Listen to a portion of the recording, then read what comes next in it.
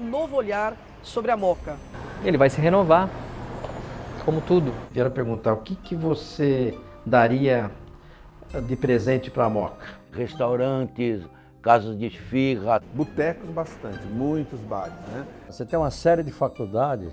Você falou da Mooca, você liga o Juventus, você liga as pizzarias, você liga os italianos e a história toda. A Mooca, como ela está perto do centro, da Brécia, do Brás, ela é mais cosmopolita do que a maioria dos bairros. Essa bagagem cultural trazida por todos esses migrantes. Descendentes de italianos. Um bairro industrial. Mooca origine operária. O bairro mudou, é evidente que mudou. Será que isso vai se perder? Essa é a grande discussão.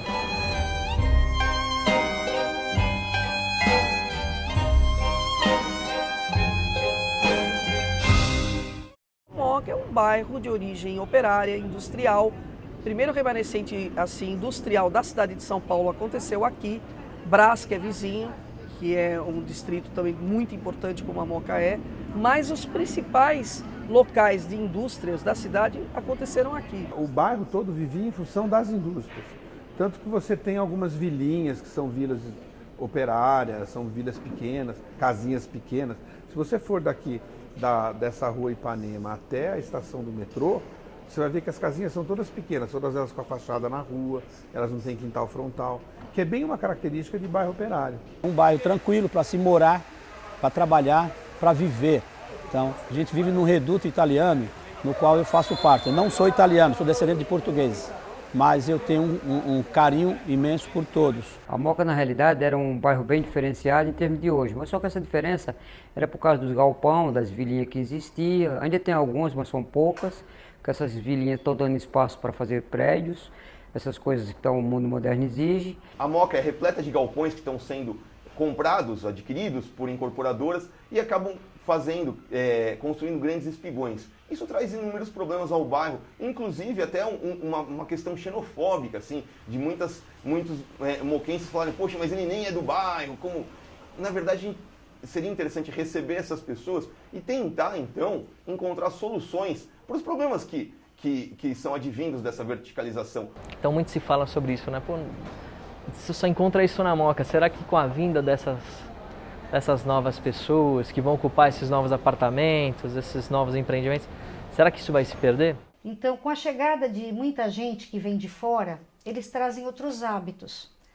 Recentemente construíram um condomínio ao lado aqui da igreja onde eu moro. É um condomínio que praticamente é um prédio só com três faces. Tá? Muita gente que está morando ali não é daqui do bairro, veio de fora. Nós temos a tradicional festa de São Rafael e a festa junina, que acontece na igreja para arrecadar fundos para a paróquia. As pessoas do prédio querem acabar com a festa junina, por conta do incômodo. A Mooca está crescendo muito, só espero que a Mooca cresça ordenadamente, não cresça desordenado, né? Porque a Mooca já está ficando apertada, né? Já está ficando apertada, já não tem mais para onde você expandir a Mooca, só você derrubando para construir para cima, porque para os lados não tem mais espaço. A Mooca é um bairro que existem espaços lá que tem uma memória arquitetônica ou que não parece essas cidades de São Paulo, né?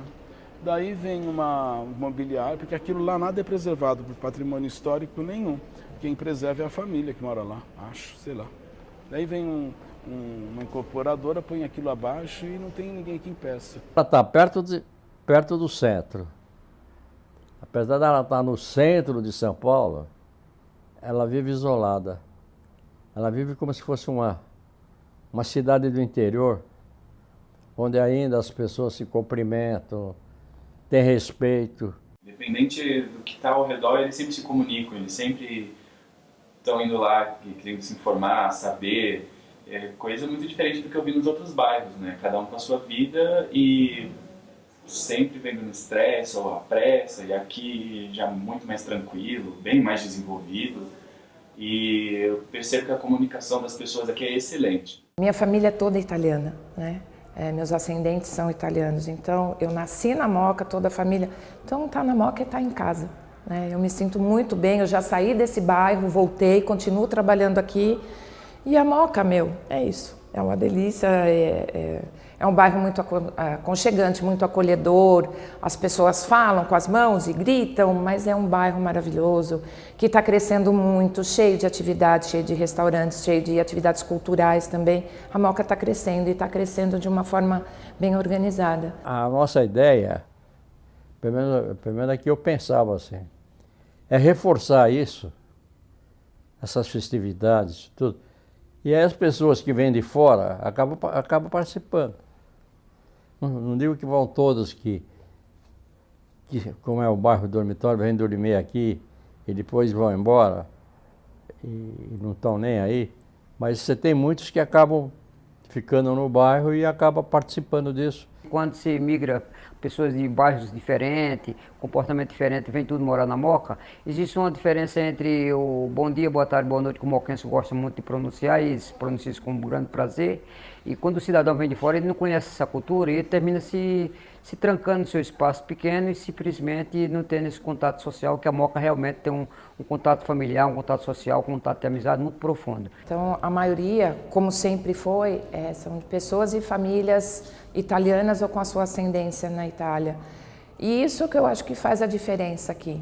E o bonito daqui é essa modernidade que está chegando, são prédios mais luxuosos, prédios mais modernos, são empresas de alimentos, são restaurantes, várias empresas, mas eu tenho certeza que a Moca nunca vai perder esse lado italiano, essa tradição da Itália, com tudo, seja pela massa, seja pelo cannoli, seja pelo jeito de ser, né, das pessoas daqui, esse sotaque italianado, esse sotaque cantado, a Moca nunca vai perder, porque eu acho que as pessoas fazem questão, né, de manter isso aqui.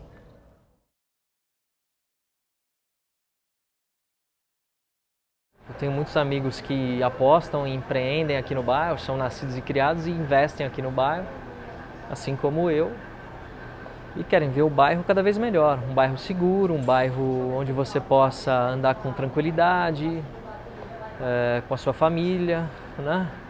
Onde você possa frequentar bons lugares, bons restaurantes, tem uma boa oferta no comércio, nos serviços, tem boas escolas, né? Boas universidades. A Moca tem crescido muito a cada dia, né? Por conta do mercado imobiliário, que é o que nós temos aí, certo? Eu acredito que diminuiu o poder de construção nos terrenos, entendeu? Então não foi só aqui na Moca, foi em todo lugar. Então, onde você faria qualquer meio de quadra que você faria um prédio de um monte de andares, hoje você só pode construir até 8 andares, entendeu? Então você só pode construir prédios com bastante andares só nos eixos, que seria, por exemplo, pega uma Paz de Barros, então 150 metros de um lado, 150 metros do outro, então ali você pode construir. E a Prefeitura tem esse projeto no plano diretor, que é de adensar as regiões centrais com melhor oferta de transporte público, melhor estrutura para habitação. E essa é uma tendência do bairro, ter a população bastante aumentada. O Tatuapé, não, se tem construção é porque já estava há 4, 5, 6 anos atrás já permitido. O Tatuapé conseguiu estancar no plano diretor, a Moca ainda não. Então a Moca precisa estancar, de alguma forma, lutar por isso. Os habitantes locais têm que se mobilizar para isso, porque eles aumentaram o poder construtivo de uma maneira absurda nesse atual plano diretor, que está aí, que foi mexido em 2015, 2016. Eles aumentaram a área proporcional de construção de uma maneira absurda. Você pega ali, por exemplo, indo para o final da Moca, já perto ali do Juventus, no próprio Paz de Barros, você pode aumentar ali, é o maior índice construtivo. E as pessoas não enxergam isso.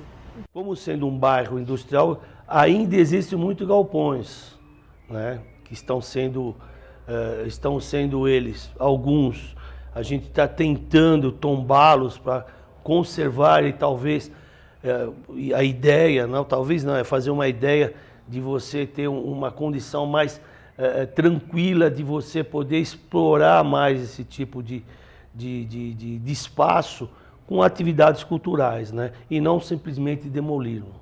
A Moca tem muito patrimônio histórico, tem muita coisa tombada, mas eu particularmente sou bem a favor de que você tenha um patrimônio histórico, uma coisa tombada, desde que ela seja cuidada, né? Desde que ela seja bem tratada, porque não adianta você ter um patrimônio tombado e nada se fazer para que ele se mantenha daquela forma, né?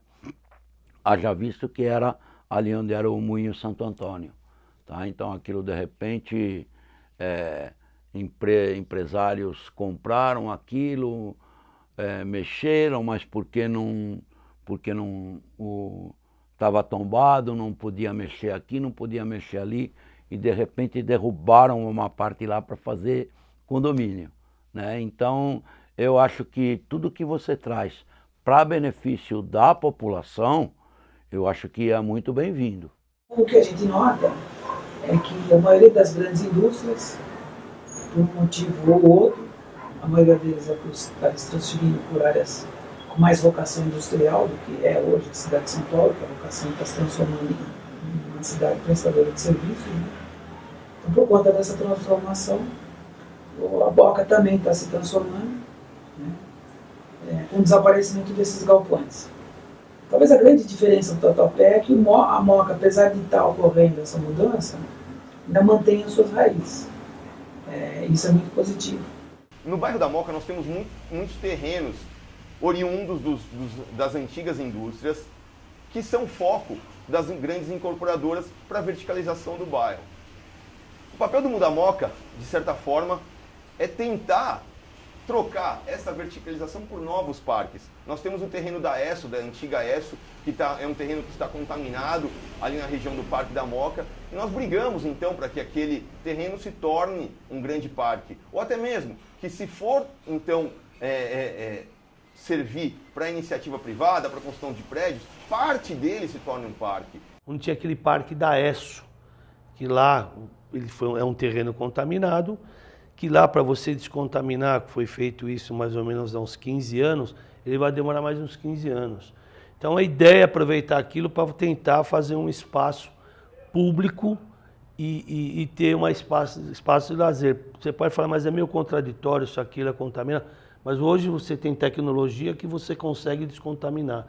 Ele já está em torno, acho que de uns 60% a 70% descontaminado. O bairro da Moca, ele foi colonizado por italianos. E esses italianos que aqui vieram, eles perderam a sua ligação com a terra. Eles vieram no início do século para trabalhar na indústria, sobretudo no cotonifício Cresp, um pouco mais afastadinho, na linhas corrente. E eles vieram, então, trabalhar nessas indústrias. Era o início do século, linha de produção, linha de montagem. Eles fizeram parte da Revolução Industrial. E essa revolução trouxe consigo o higienismo inglês. Então, aquela questão das indústrias serem totalmente cimentadas, totalmente higiênicas, eles trouxeram isso, então, para os seus lares. A Moca, como outros bairros próximos dela, sofrem com carência de áreas verdes. Não só por conta de terem sido zonas industriais, não acho que seja só por isso não. Eu acho que é a forma de ocupação e reocupação na cidade de São Paulo, o crescimento vertiginoso imobiliário, porque eles destroem tudo, eles vêm e tiram mesmo. Você tem lá grandes terrenos, às vezes de áreas verdes, que viram conjunto de prédios habitacionais, não tem como. O cara destrói o verde para pôr o prédio. A Moca é um dos bairros menos arborizados de São Paulo. A gente tem, por conta de todo esse processo histórico que eu já relatei, a gente tem uma carência muito grande por árvores. Eu estimo hoje que a gente precisaria de cerca de 200 mil árvores no bairro para se equiparar a outros bairros mais arborizados. E isso não se dá só com a população. A população pode colaborar, pode eventualmente criar sugestões, pode abraçar a causa, mas isso demanda muito a atuação do poder público. Demanda um poder público atuante, interessado em plantio, e é isso que a gente precisa. Isso mostra que o bairro ele sempre foi um bairro industrial. Por aí que você nota-se que ainda a gente precisa de muito verde. O que a gente fez assim de uma coisa que estava totalmente o que a gente tentou mostrar, nós fizemos o Parque Sabesp. Eu, quanto funcionário da Sabesp, nós promovemos o Parque Sabesp lá, que ainda nós tentamos revitalizar algum espaço para além de aproveitar o lazer e ter a condição de você ter um pouco de verde. Mas realmente ela sofre com esse problema por ser um bairro industrial.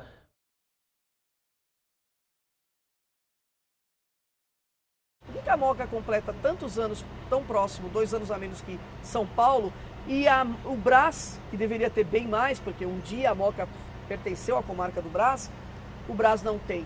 Porque houve aí um movimento de pessoas dos anos 80, que eram protagonistas ali da época, a chefe da biblioteca da Moca, pessoal da Associação Comercial, Rotary, esse pessoal que dirigia a época, de jornal da época, não sei o quê, que descobriram que aqui já era um caminho que já era reconhecido pelos índios jesuítas para a Serra do Mar.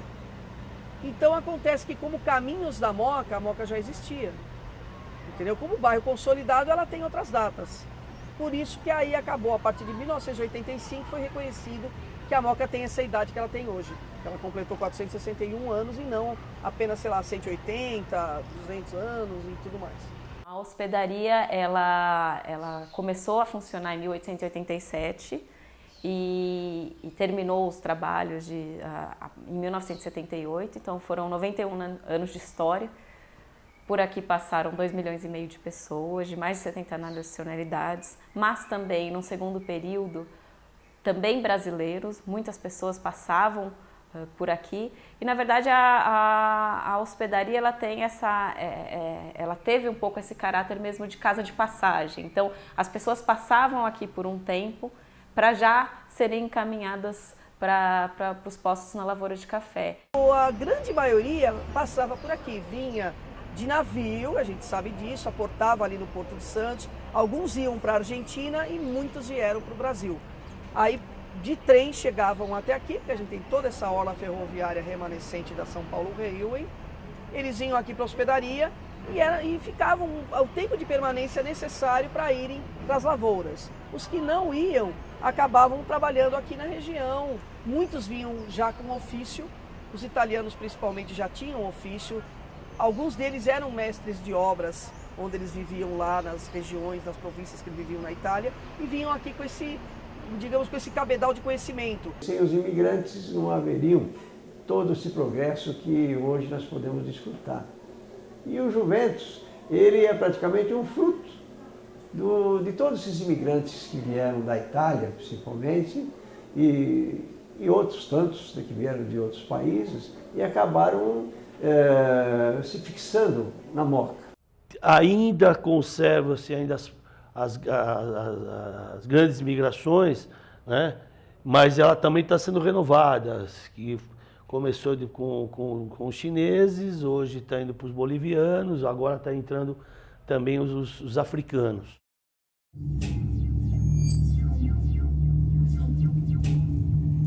Julho de 1917 foi quando aconteceu o estopim da greve geral, que gerou essa greve geral de operários de fábricas, cuja grande concentração era aqui no bairro da Moca e no Brás, mas principalmente no bairro da Moca. Especificamente foram tecelãs, mulheres, que se revoltavam com as condições precárias de trabalho, porque naquela época a gente tem que imaginar o seguinte, é pré-CLT, pré-consolidação das leis do trabalho, que surgiu quase no final dos anos 30 para início dos anos 40. Naquela época trabalhava-se 12, 14, 16 horas a fio em cima de uma máquina. As pessoas às vezes por exaustão dormiam em cima da máquina. Então essas mulheres, além dessa problemática toda, aquele período desse quase final do século, da primeira década do século XX, foi um período de carestia que acontecia não só no Brasil, mas lá fora. Primeira Guerra Mundial, então existia toda uma luta assim, social, política do mundo por condições melhores de vida e de trabalho. Aqui não foi diferente, aqui teve a sua repercussão. E é interessante que aqui o pessoal até fala, aconteceu até antes da Revolução Russa, realmente, pela data sim. Então o que aconteceu? Essas mulheres também tinham que trazer seus filhos, elas não tinham onde deixar as crianças. E aí as crianças também acabavam trabalhando. Os mestres de obra falavam, não, quer trazer? Traz, mas acontece que eles vão ter que trabalhar junto. Então existia exploração no trabalho infantil. Você está falando de criança de 8, 9, 10 anos de idade. E trabalhava de sábado, domingo, à noite, então eram jornadas muito longas. Elas saíram às ruas para protestar. Então existem algumas datas, 9, 10 de julho, 14 de julho, tudo do ano de 1917. E que também culminou, e aí foi realmente a explosão, com a morte de um sapateiro jovem de 21 anos, espanhol, que morava ali na Caetano Pinto, no Brás. E ele estava às ruas, ele também militava aí pela defesa proletária, pela defesa dos operários. E aquela bala perdida, a polícia atirou tal, e acabou pegando nele e foi morte fatal. Eles saíram ali da Caetano Pinto, do enterro dele, o velório foi no cemitério do Araçá e andaram a pé. Naquela época, para os padrões da época, para o número de habitantes que tinha, portanto de operários de fábrica, foi uma paralisação geral.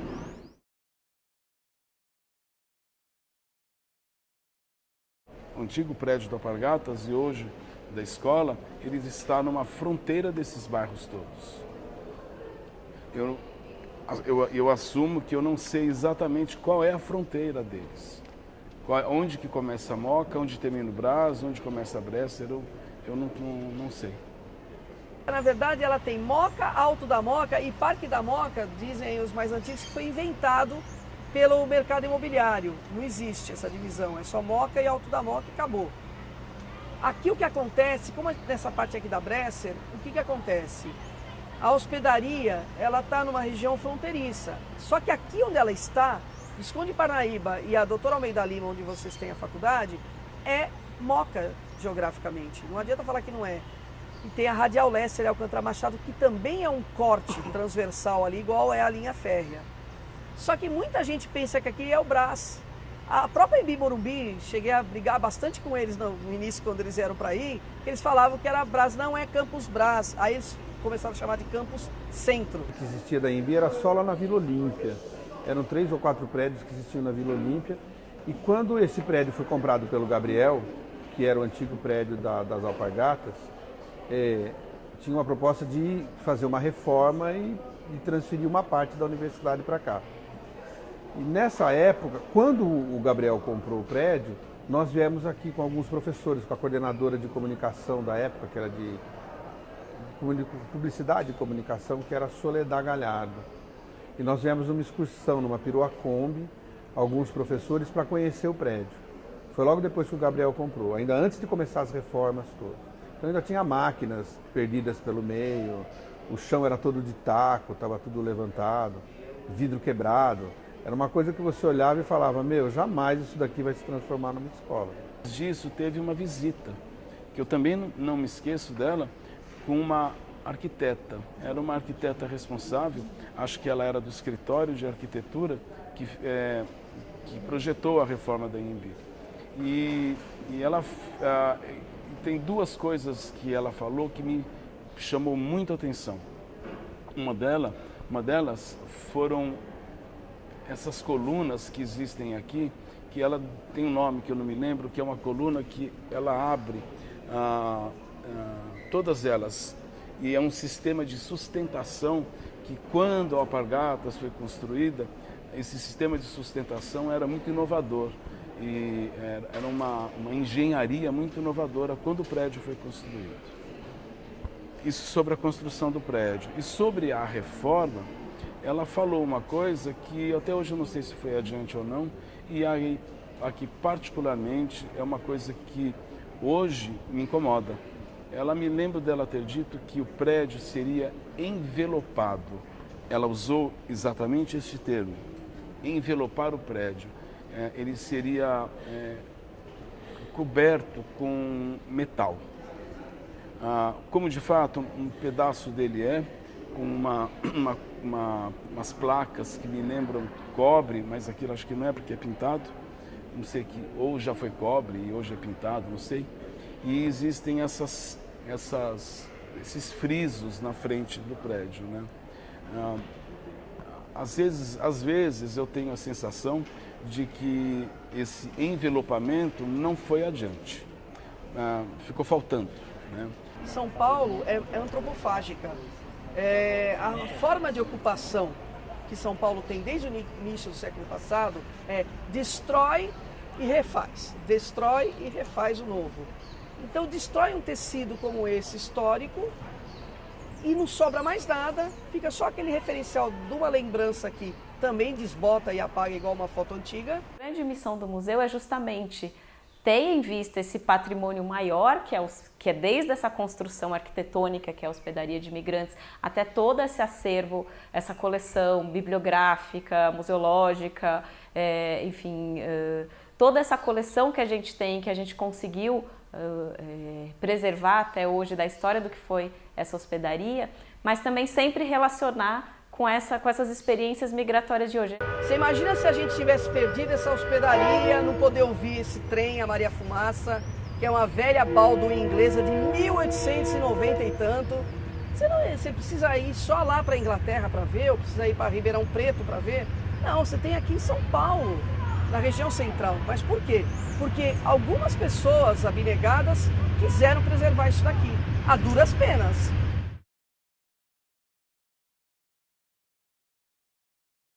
Acredito que ainda vai ter muito também a desenvolver. Já é um bairro bem desenvolvido e daqui para frente ainda vai melhorar, tenho certeza. O futuro da Moca é cada vez mais se modernizar, sem perder o charme do século passado, né? Crescer sem destruir, sem derrubar a sua história, apresentada para o seu casario, suas vilas, suas praças e sua gente. Não me vejo em outro bairro de jeito nenhum. Se fosse para me mudar da Moca, eu acho que dificilmente eu mudaria. Por causa que a Moca, eu abracei ela como uma espécie de uma pátria e me dou muito bem, não tenho problema nenhum na Moca.